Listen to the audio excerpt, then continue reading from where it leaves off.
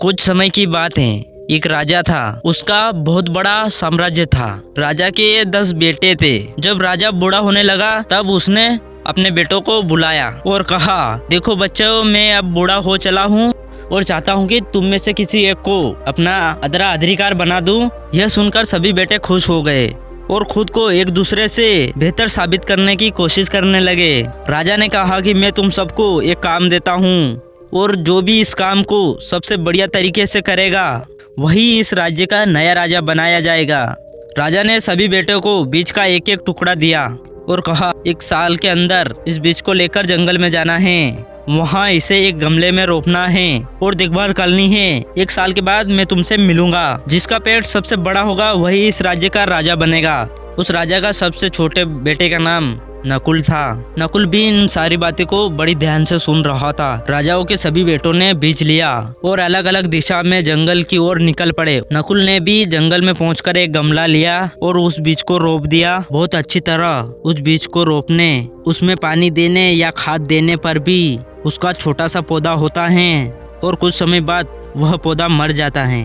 दूसरी ओर राजाओं के दूसरे बेटों ने जब बीज को रोपकर उसमें खाद दिया तो बीज से पौधा और पौधा से पेड़ बनने लगा। साल भर बाद सभी बेटे फैसले के दिन जमा हुए। एक से बढ़कर एक सुंदर और मजबूत पेड़ अलग अलग गमलों में नजर आ रहे थे, लेकिन नकुल का गमला खाली था। सभी दरबारी नकुल के गमले की ओर देखकर सभी हंस रहे थे। दरबारी सभी अन्य गमलों पर तारीफ कर कर फूल बांध रहे थे। इस बीच राजा आया और सभी गमलों को देखा और मुस्कुराने लगा। नकुल ने राजा को अपनी ओर आते देखा तो नकुल ने वह अपना गमला शर्म की मारी पीछे छुपाने लगा। राजा ने उसके गमले को देखा और सभी दरबारी की ओर मुड़ गए और बोला, सुनो साथियों, आपका नया राजा और मेरा उत्तराधिकार चुन लिया गया है। सभी बेटों की धड़कनें तेज हो गई। राजा ने कहा, आज से तुम्हारा नया राजा नकुल होगा। राजा के सभी बेटे और दरबारी यह सब सुनकर हैरान हो गए।